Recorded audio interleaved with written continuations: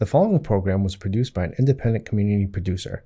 The opinions expressed do not necessarily reflect those of the ECAT staff or board of directors.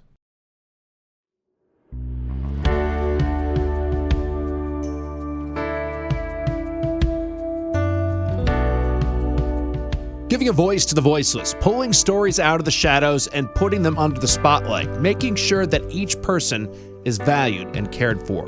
This is Humanity First with Peter Evers, presented by BAMSI. Hi everybody, this is Peter Evers, and welcome to another edition of Humanity First. We are in a situation where we're going to have a change of guard in Brockton over the next few months. We have an election coming, and I'm sure a lot of people have been paying attention to what's going on and what the issues are and what the candidates believe in. But today we're going to have a little bit of a retrospective with a friend of the show, Mayor Robert Sullivan, who has been a great friend to our organization here at BAMSI as well over the past 4 years or so, and has really got the interests of all citizens of Brockton in mind when decisions are made. We're going to talk about his past few years, but we're also going to talk about what he thinks about the future. And what does the future hold in very unusual circumstances in terms of our federal government at the moment. So, Mayor Sullivan, coming right up. We'll be back soon. Hi, I'm Jamie. I'm an essential worker here at BAMSI, and I'm a nurse.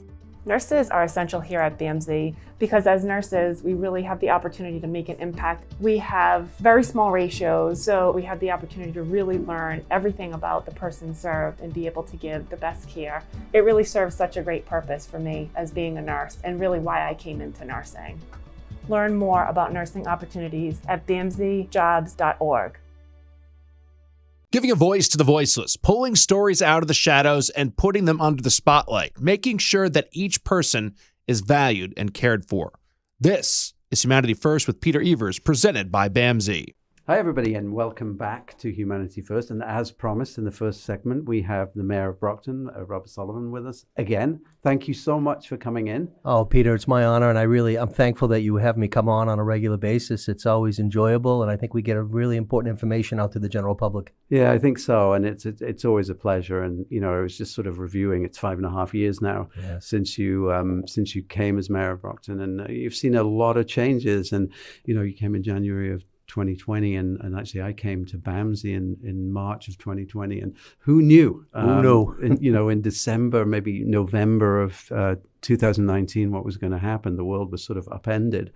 And there's been other things and a great deal of turmoil. And I just wanted to take a few minutes, if that was all right, just to reflect on those 5.5 years and maybe talk about what you see. I know legacy is a difficult word, but what are the things that you're most proud of over the last 5 years? And what changes have you seen? And then we can take maybe a couple of minutes to talk about the future, because I think a lot of people are a little uncertain about that at the moment. Yeah, I mean, it's been really an honor and privilege as someone that grew up in the city of Brockton, educated there. My dad is from there. My wife is from there. Raising our children there, and to run for mayor and then, be elected by over 106,000 residents in the fine city of Champions. And, you're right. You don't forecast the good times or the bad times, but, I came into office 6 weeks later. We're dealing with a worldwide pandemic. And unfortunately, Brockton, we lost over 500 residents to the pandemic. And, it was something that I really hadn't expected or forecasted, even though my wife, Maria, is medically trained, and she had told me about this deadly disease overseas. At that time, it hadn't even come to the West Coast yet. It was still in Italy. And you know what? One thing I'm really proud of is that unfortunately loss of life number would have been a lot higher had we not all worked in collaboration. I remember one of the first meetings I did at City Hall was to get then it was called Good Samaritan Medical Center and Brockton Hospital signature. And we got the VA hospital to come together and Neighborhood Health Center to come together. And it was to strategize. Our Board of Health was there to try to figure out how we can minimize, this deadly disease. And we knew it was going to come in like a whirlwind and a tsunami. And unfortunately in Brockton, why it impacted us so much is two reasons. A lot of our residents are generational living, right? They buy double deckers or triple deckers, and the grandparents and the aunts and uncles, and it just spread. And then in our nursing homes, we lost a lot of our great seniors because of that. But I think what came out of that really tough time was a resolution that we can work together. We can get people on the same page for a common purpose. And, that was illustrated by the fire at Brockton Hospital, because again, that was the largest, it was an 11 alarm fire.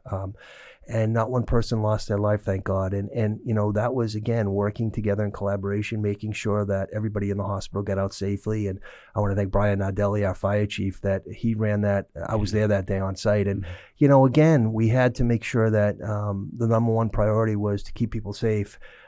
We also, after the brutal murder of George Floyd, we had a race riot in Brockton one night. And, I'm not law enforcement, but I really appreciate the way that it was handled that night.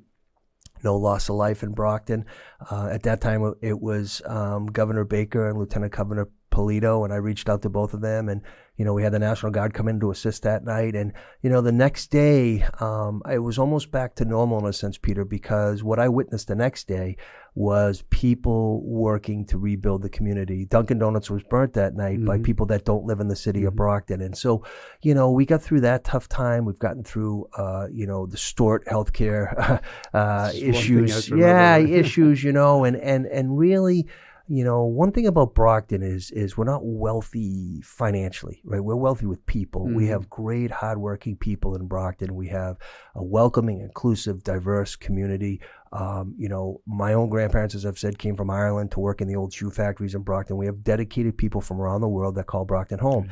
And so, you talk about the scary times or the trepidation times, but really through public service and serving as, in essence, the mayor is the CEO of the City of Brockton. We have a corporation known as the City of Brockton. It's, $500 million enterprise, and it's about working with our other elected officials in the county, in the city, on the school side, the state delegation, and then Congressman Lynch and U.S.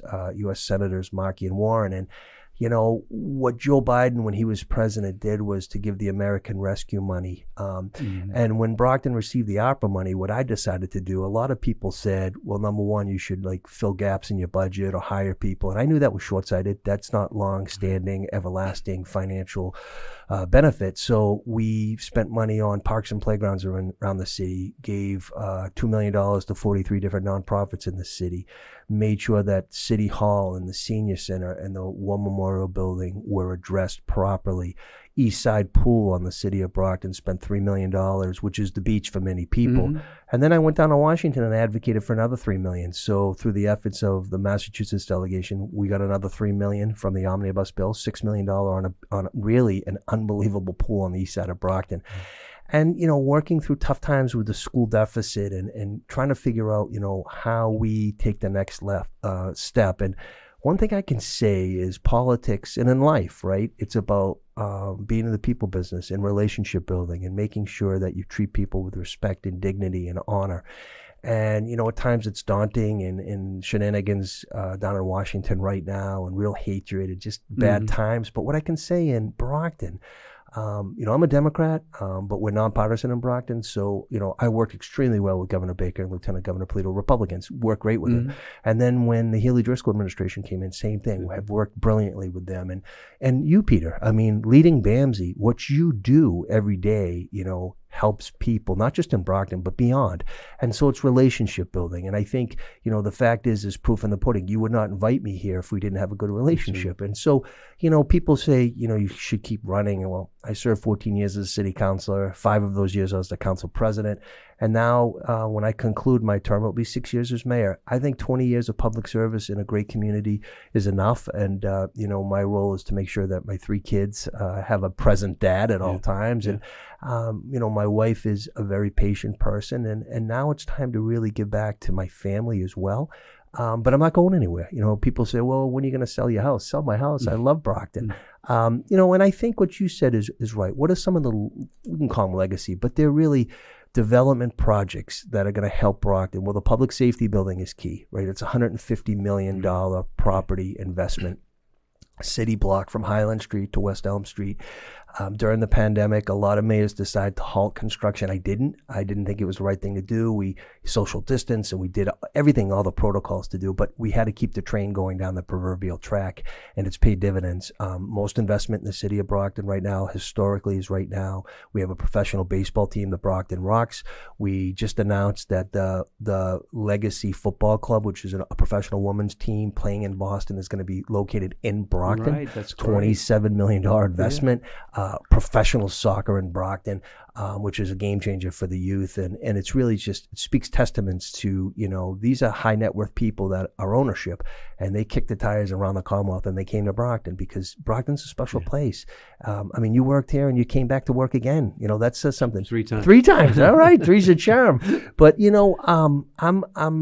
I'm really pleased with what I'm seeing right now. But I also know you have to speak your voice and your heart. And I got hammered by people saying, why are you helping the homeless folks? Why are you helping the homeless folks? You shouldn't do that. Of course I should do that. They're human beings just like me, and they don't have a roof over their heads. Okay, but they're my constituency, and we need to help them. We need to help people that are dealing with mental health issues and substance abuse issues. And, I'm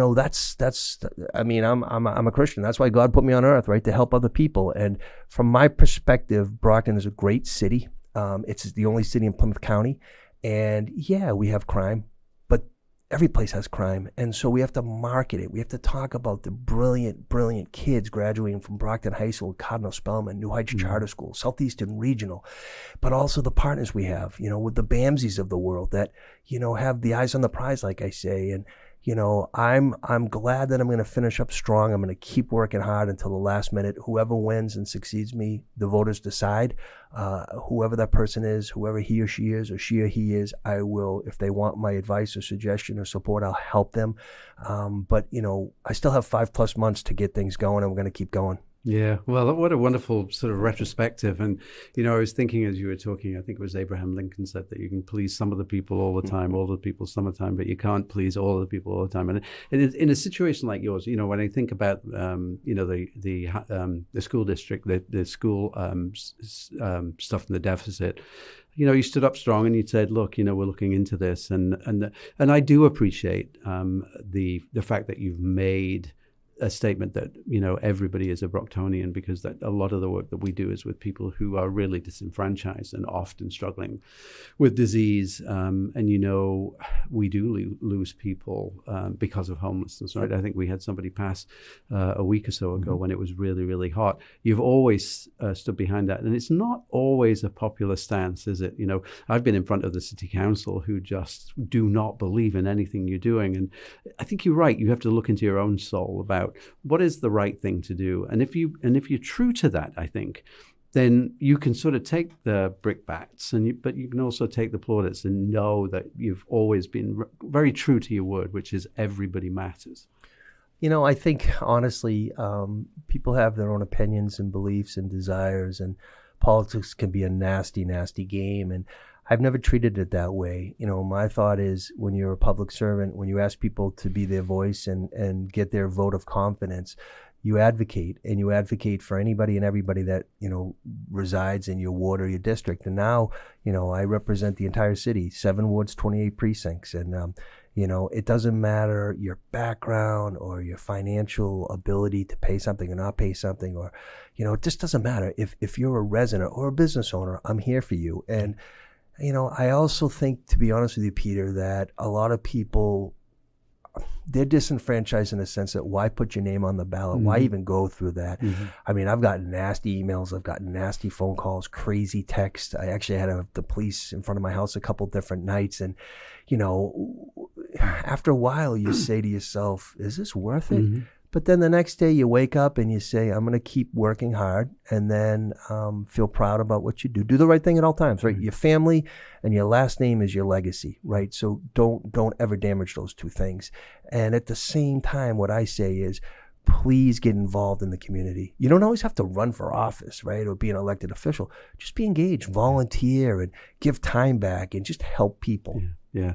It's funny because years ago, in another job that I had in Brockton, I worked quite closely with Rep. Fagan from Taunton, who became, a I knew him quite well. And one time we were up talking about something at Taunton State Hospital because we're thinking of closing the hospital. And he got up and he said, the worst threat to democracy is cynicism.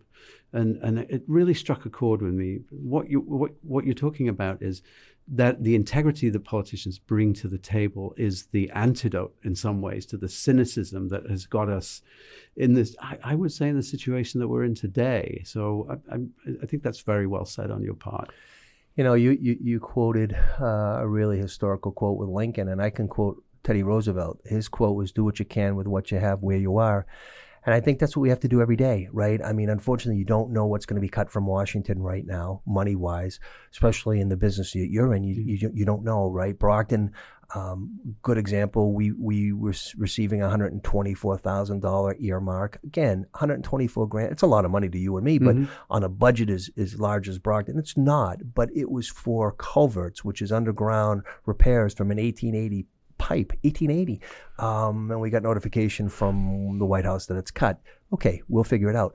But that's just one example. Like to go in and try to do the people's work and not know is, I think, the scary proposition.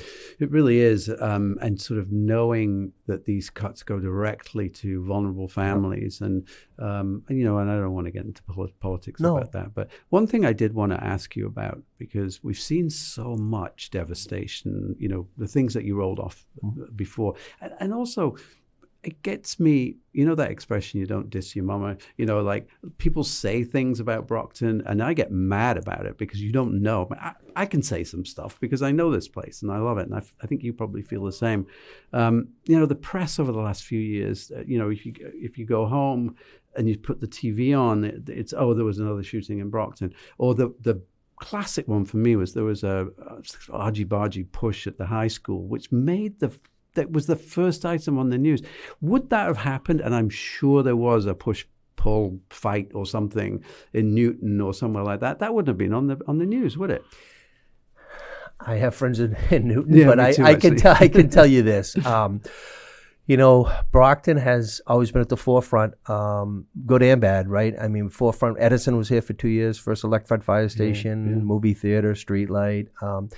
We filed a lawsuit called the McDuffie case, the Webby case, the Hancock case to get the fair share of educational funding, which eventually came to fruition, the Student Opportunity Act.